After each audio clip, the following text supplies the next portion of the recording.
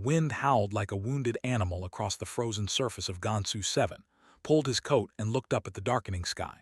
The old mechanic had seen many storms in his 58 years on this remote moon, but this one felt different. The weather station had sent out warnings all morning. This was going to be the worst blizzard in 40 years. Walked around his garage one last time, checking the locks on the big metal doors. His breath came out in white clouds. The garage was more than just his workplace. It was his home. He had lived here alone for 3 years now, ever since his daughter left to join the deep space exploration teams. The building was small but sturdy, built from old ship parts and reinforced metal. It had kept him safe through many hard winters. He was about to go inside when he heard it, a deep rumbling sound that shook the ground beneath his feet, thundered during a snowstorm. That was not normal. Squinted into the growing darkness and saw a bright flash of light far across the ice fields. Something was falling from the sky. The crash came next. Even from several kilometers away, felt it in his bones. A ship had gone down, a big one. Every sensible part of his brain told him to go inside, lock the door, and wait out the storm. Nobody could survive out there in this weather. The temperature was already 40 degrees below zero and dropping fast. The wind would soon be strong enough to knock a man off his feet.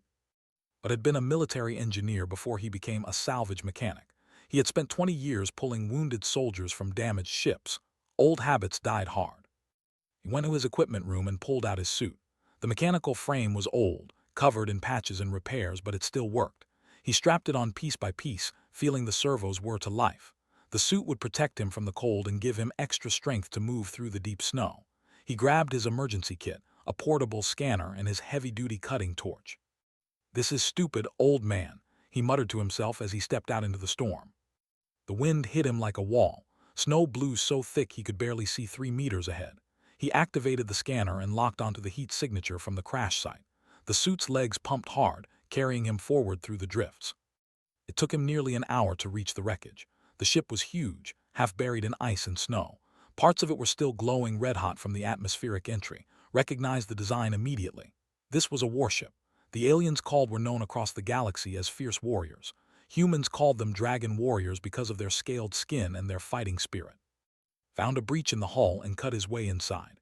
The interior was dark except for flickering emergency lights. He followed the sound of labored breathing. In what looked like a cargo hold, he found them. 16 warriors, all wounded and scattered across the floor.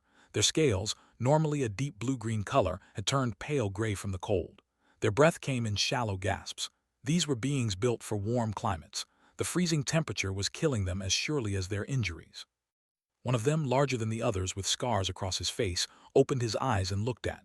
The warrior's hand moved weakly toward a weapon, then fell back. "Human," the said in rough but clear human language, "leave us. We die with honor. This is our way." Knelt down and ran his scanner over the warrior. Broken ribs, internal bleeding, severe hypothermia, but alive. They were all still alive. "Honor does not keep you warm, friend," said. "My garage does." His eyes widened slightly. "You cannot. We are too many. The storm." "I have carried heavier things in worse weather," lied. He had never done anything this crazy in his life. He went back outside and retrieved his cargo sled from the suit's storage compartment. The sled was designed to haul salvage, but it would have to work for this. He loaded the first warrior onto it, strapped him down, and began the long trek back to his garage. The journey back was brutal. The wind tried to push him sideways. Snow piled up so fast he had to change his route 3 times. The suit's power meter dropped steadily, but kept moving one step at a time the way he had learned in the military. Do not think about the whole mission, just take the next step. When he finally got the first warrior into his garage, he had no time to rest. He went back out into the storm, again and again and again. Each trip took longer than the last. His muscles ached, his head pounded from the cold. The suit started to make worrying, grinding noises. On the 4th trip, the youngest warrior, a slim with bright green scales, regained consciousness on the sled. "Why?" the young warrior asked, confused. "Why help enemies?" "Did not slow down. You are not enemies in my garage. You are just people far from home in a bad situation. That is enough." By the time he brought the last warrior inside, 6 hours had passed. The garage was crowded with 16 massive alien bodies, had converted every available space into a medical area. His living quarters, his workshop, even his storage bay. He had used every blanket, every heating unit, every piece of medical equipment he owned. Now came the real work. He moved from warrior to warrior, using his tools in ways they were never designed for. He repurposed his plasma welder, turning down the intensity and using it as a heat source that matched biology. He took his ship diagnostic scanner and modified it to read alien vital signs. He mixed his emergency rations with minerals from their own supplies to create something their bodies could process. For broken bones, he used magnetic clamps and metal plating, the same way he would stabilize a cracked engine block. It was crude, but it worked. The warrior who learned was named watched him with strange eyes. "You were a soldier," said. "It was not a question." "A long time ago," replied, adjusting a heat lamp. "Now I just fix things." "You still do," said quietly. Outside, the storm raged on. Inside the garage, 16 warriors from another world slowly stabilized, and one old mechanic worked through the night, running on nothing but stubbornness and the simple belief that when someone needs help, you help them. He did not know that this one night would change everything. He did not know that the galaxy was watching. He just kept working because that was what needed doing. Hands shook as he adjusted another monitoring device. He had been awake for 27 hours straight. The numbers on his scanner blurred together. He blinked hard and focused again. The third warrior from the left, the one with the deep cut across his chest, was showing signs of infection. He stumbled to his medical kit and pulled out antiseptic. Human antiseptic, designed for human biology, but he had tested it on a sample of blood, and it had not caused any bad reactions. Sometimes you had to work with what you had. "You need rest," said from his position on the floor. The commander was the strongest of the group. He could sit up now without help. "You will collapse." "I will rest when everyone is stable," said. He cleaned the wound carefully, then sealed it with medical foam. The warrior, unconscious, did not even stir. Move to the next patient. This one was the young scout named, the one who had asked why was helping them. His leg was badly broken, had set it using metal splints from his spare parts bin and wrapped it tight. Now he checked the swelling. It looked better than before. "Your daughter," said suddenly. "The picture on the wall, you said she is in deep space." Glanced at the photo hanging near his workbench, smiling in her Exploration Corps uniform taken the day before she shipped out. "Yes, 3 months now with no messages, but that is normal out there. No signal relays in uncharted space." "You miss her," observed. "Every day," checked vital signs on his modified scanner, "but she is doing what she loves. That is what matters." Made a sound like a low rumble in his chest. "You saved us, strangers, aliens, while your own child is missing in the dark. This is difficult to understand." Sat back on his heels, exhausted. "Is not missing. She is exploring and she is safe with her crew." He looked it directly. "You were dying right here, right now. I could do something about that, so I did." The other who were conscious had been listening. They exchanged looks that could not read. Their scaled faces were hard for humans to interpret. Another warrior spoke up, her voice rough. "We are Crimson Talon Unit, most decorated commandos in history. We were returning from mission against the knew about the parasitic aliens that attacked any species they encountered. They were a threat to both humans and successful mission," he asked. "Very," the female warrior said with grim satisfaction. "But our ship was damaged. We tried to make emergency landing. The storm." "You picked a bad night," agreed. He moved to check her injuries, cracked ribs but healing well. "I am, by the way, I do not think I mentioned that." "I am," the commander said formally. "This is our second in command. The scout is the others." He listed names that tried to remember but knew he would mix up. 16 names from an alien language were too many for his tired brain. "I will learn them properly when I am not half asleep," admitted. "You should sleep now," said firmly. "We are stable. You have done more than any medic could." "One more check," insisted, "then I will rest." But when he tried to stand up, his legs would not support him. The exhaustion hit him all at once like a wave. He swayed, and suddenly was there, moving faster than any injured person should be able to move. The big caught him before he fell. "Stubborn human," said, but there was something like respect in his voice. "Sleep, we will watch." Wanted to argue, but the words would not come. Laid him down on a spare blanket, and his eyes closed before his head touched the ground. He slept for 14 hours straight. When woke up, something was different. The garage was quiet, peaceful, and very organized. He sat up quickly, panic flooding through him. Where were the warriors? Had they died while he slept? Had they left? "Peace, Flamekeeper's," voice came from nearby. "All live, all improve." Looked around in amazement. His garage had been transformed. The tools that he usually left scattered everywhere were now neatly organized on the walls. The floor was clean. The medical areas were arranged with military precision, and all 16 were either sitting or lying in orderly rows, each one watching him. "You organized my garage," said, bewildered. "We could not repay your kindness properly," said, "but we could do this small thing. Your workplace was chaotic. I call it creative organization, muttered, but he was smiling. He stood up and immediately went to check on each warrior. They were all improving. The color had returned to their scales. Their breathing was steady. Even the most seriously injured ones were conscious and alert. The young scout looked embarrassed. We also used your communication system to call for help. I hope this is acceptable. Of course, said, you need to get back to your people. And exchanged a long look. We did not call for rescue, said slowly. We called witnesses. Witnesses did not understand. Stood up, moving stiffly but with dignity. In culture, a life debt is sacred. You saved 16 warriors, 16 lives. This is not a debt that can be repaid with simple thanks. I do not want repayment, protested. I just did what anyone would do. No, said sharply. That is where you are wrong, human. Anyone would not do this. Most would have stayed inside, stayed safe, stayed warm. You risked your life 16 times for strangers, for aliens that your people have fought with in the past. Approached slowly, then did something that made all the other warriors go very still. He knelt. A commander, a warrior with 100 battles to his name, knelt before a human mechanic. I am of Crimson Talon, bearer of the Star of Honor, survivor of the Blood Wars. I declare you Flamekeeper.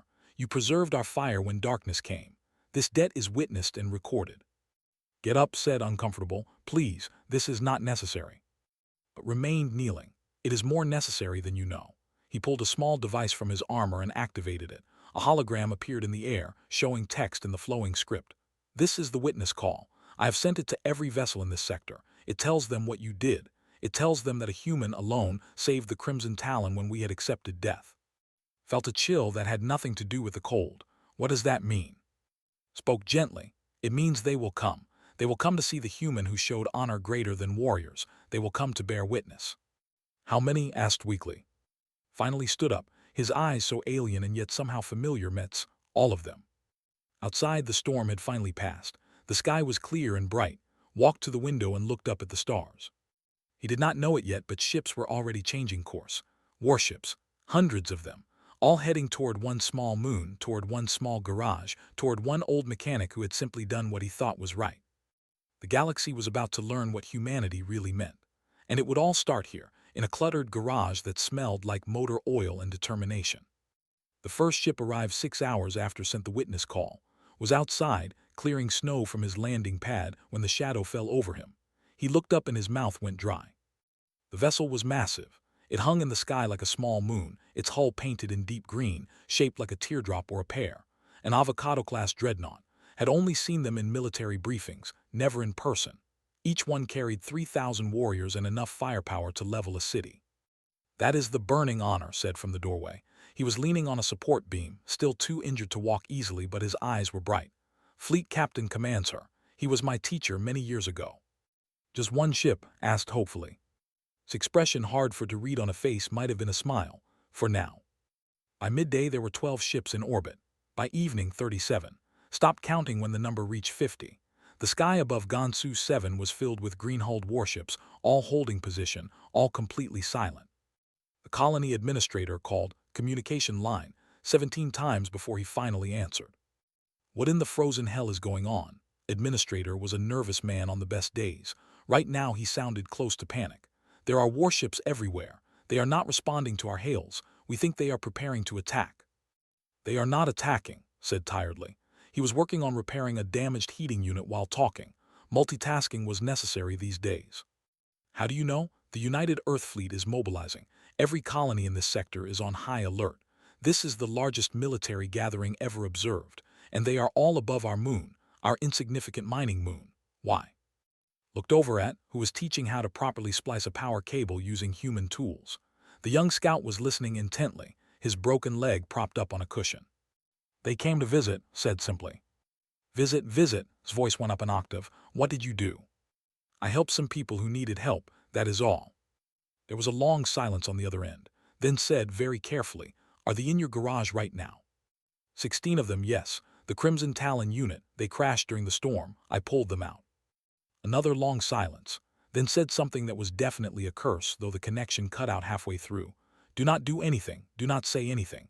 Diplomats are on their way from Earth, military representatives too, just keep everyone calm. The connection ended. Who had been listening made that rumbling sound that was laughter. Your administrator is frightened. Everyone is frightened, said. Can you blame them?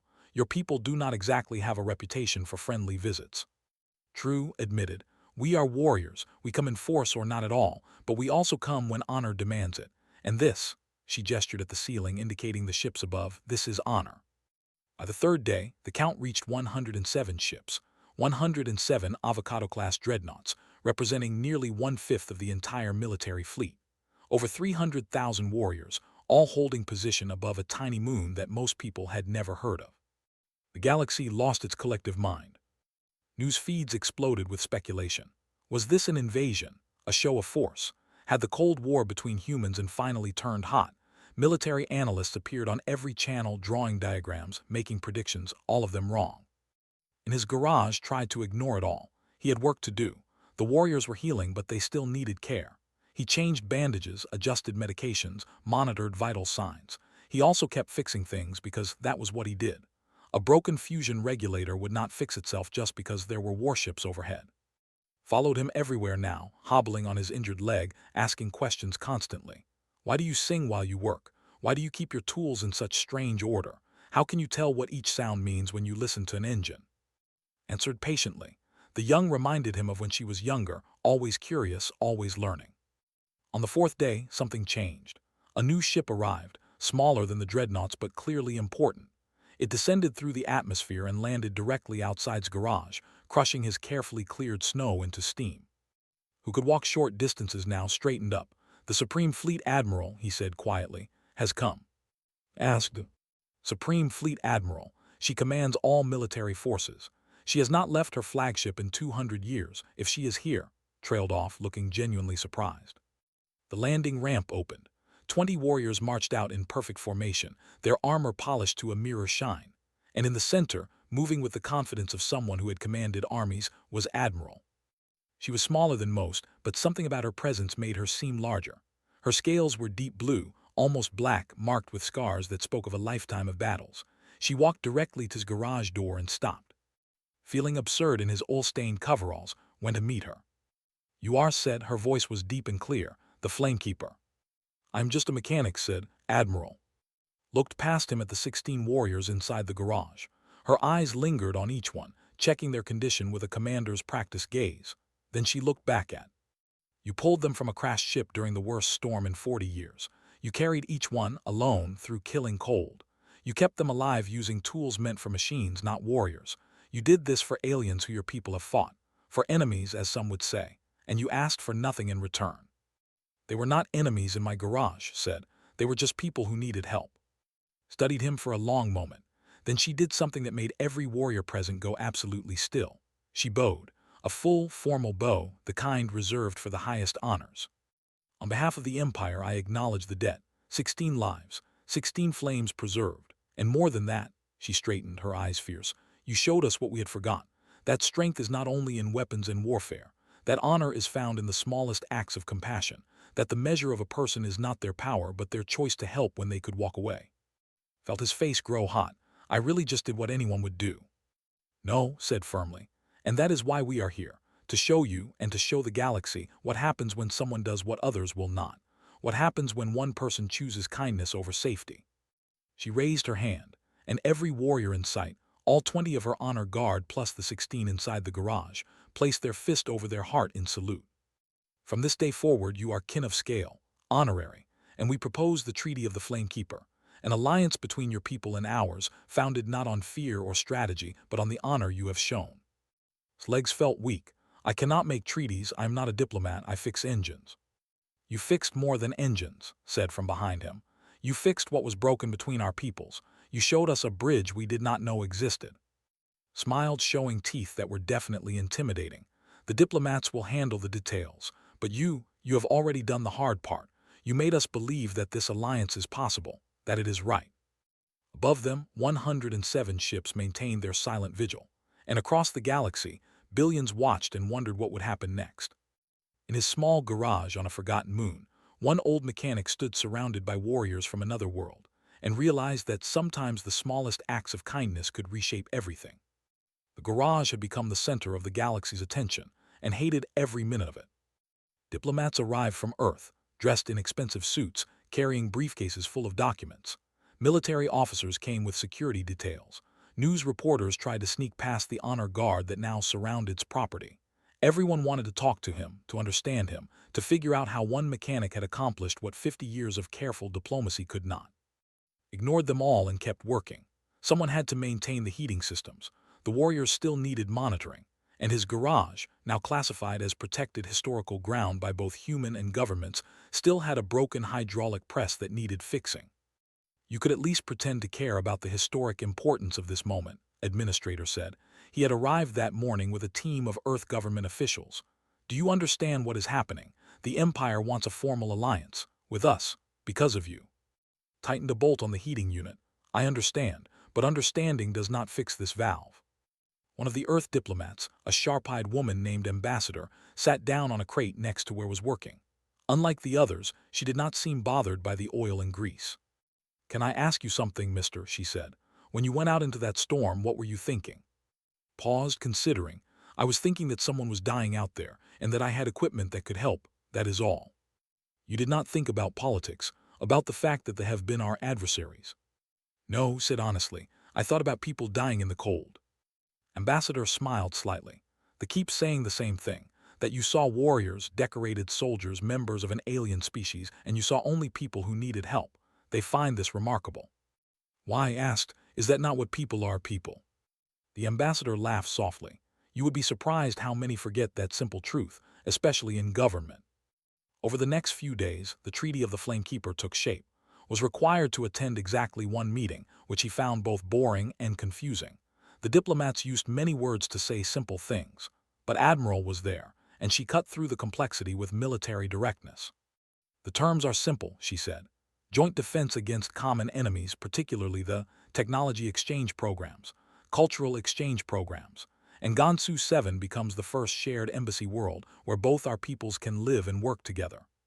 What about trade? One of the Earth diplomats asked. Military cooperation protocols, territorial boundaries. Details, said dismissively. Work them out among yourselves. The foundation is set. We are no longer adversaries. We are allies. Everything else follows from this. Raised his hand like a student in class. Everyone turned to look at him. Can I go now? He asked. I have repairs to finish. Made that rumbling sound of amusement. You may go, Flamekeeper, but first I have a question. The diplomats tell me you refuse all rewards. No money, no medals, no honors. Why? I do not need rewards for helping people, said simply. I have my garage. I have my work. That is enough. There must be something you want, pressed. Hesitated. There was something that had been eating at him for months. My daughter, she is on a deep space exploration mission. I have not heard from her in 3 months. This is normal, they say. No signal relays in uncharted space, but, he trailed off. But you worry, finished, as any parent would. What ship? The Horizon Seeker, scientific vessel exploring the Veil Nebula.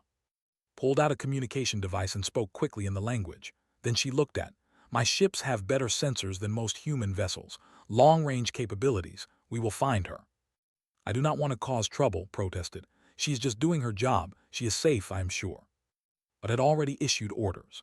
2 Avocado-class ships broke formation and accelerated toward the Veil Nebula at speeds that made the human observers gasp. 6 hours later, they found the Horizon Seeker. The exploration ship was trapped in a gravitational anomaly, unable to break free, their communication systems damaged. They had been stuck for 2 months, slowly running out of supplies. The ships pulled them free like it was the simplest thing in the world. When Space appeared on the communication screen, felt his chest tighten with relief. She looked thin and tired, but her eyes were bright with excitement. Dad, what are you doing on a military channel? Why are there dreadnoughts here? What is happening? Smiled, it is a long story. Are you safe? We are now, said. These ships just saved our lives. Dad, what did you do? I helped some people in a storm, said. We will talk when you get back. The rescue of the Horizon Seeker became the first joint operation between human and forces. It went smoothly, almost surprisingly so.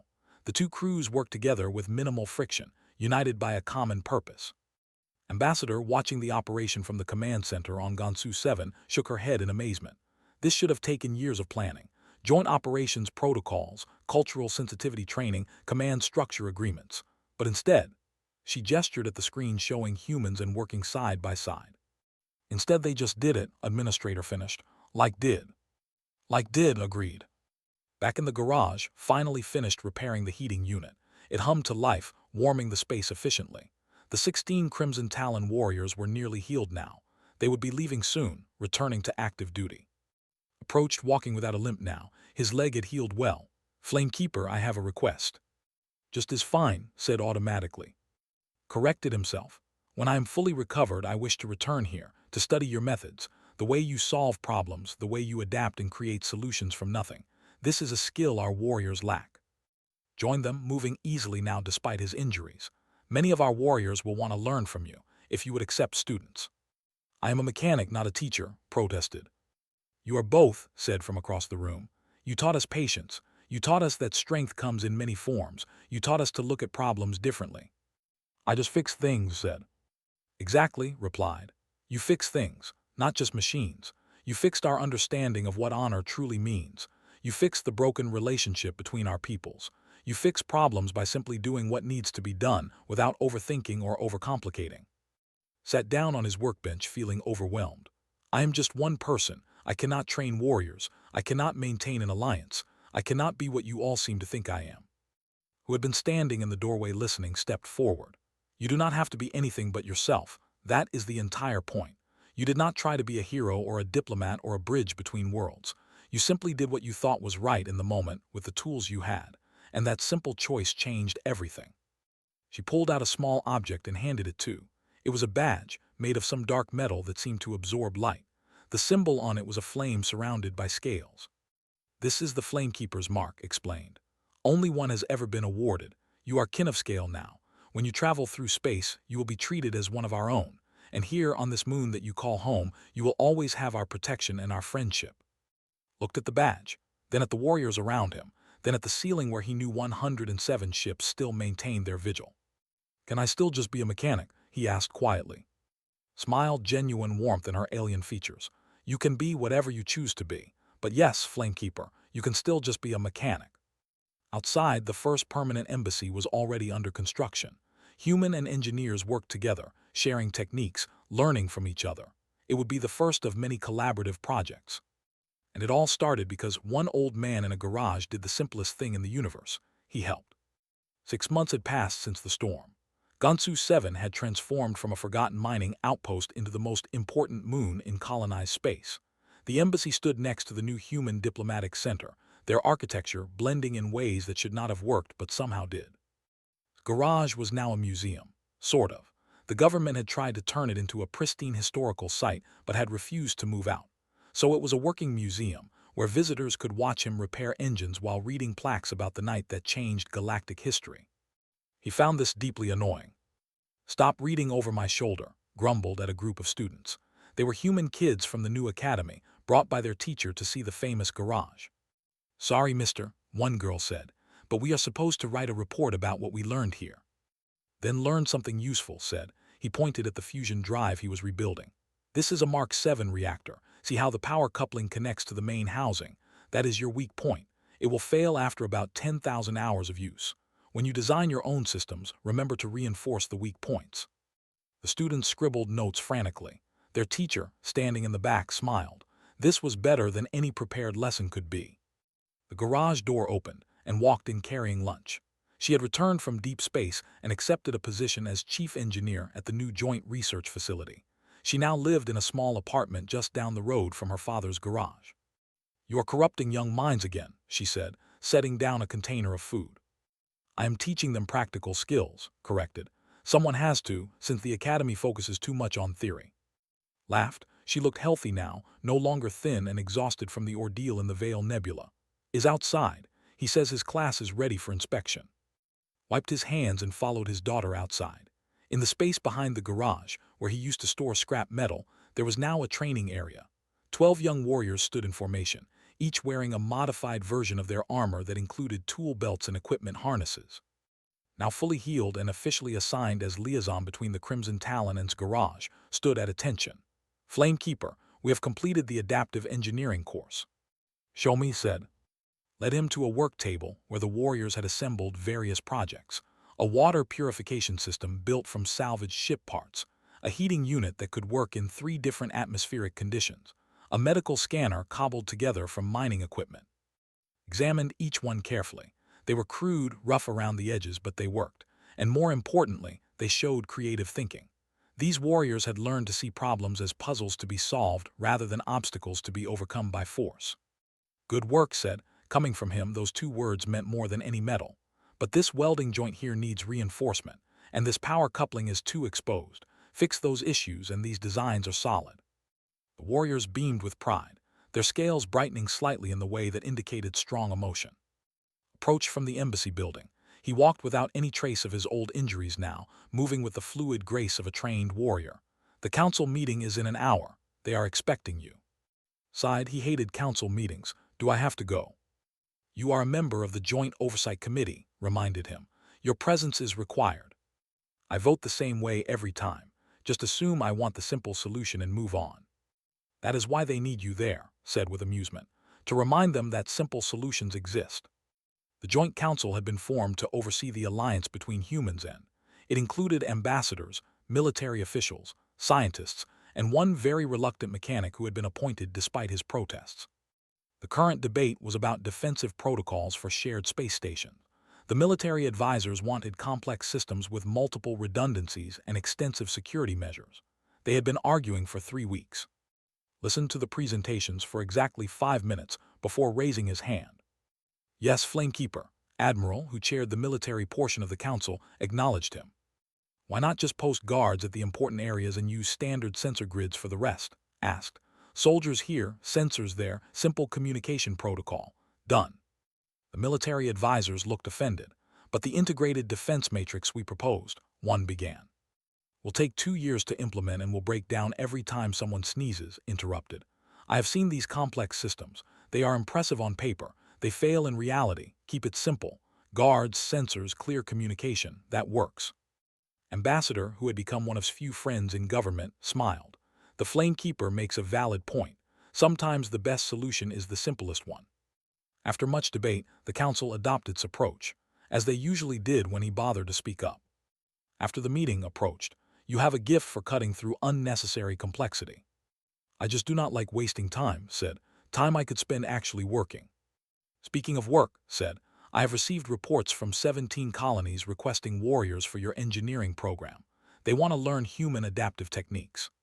Send them to the academy, protested. I am not running a school. You already are, pointed out. 16 permanent students, 40 rotating participants, and those human children who keep visiting. You have the most successful cross-cultural educational program in both our civilizations. I just let people watch me work, said. Exactly. And in watching you work, they learn to think differently, to see possibilities instead of limitations, to understand that the best solutions often come from simply doing what needs to be done with whatever is available. Did not have a response to that. That evening, sat on the roof of his garage, looking up at the stars. The 107 Avocado-class ships were gone now, returned to their regular duties. But there were always a few vessels in orbit, a permanent defense fleet that also served as a symbol of the alliance. Climbed up to join him, carrying 2 cups of tea. Thinking deep thoughts, she asked, sitting beside him.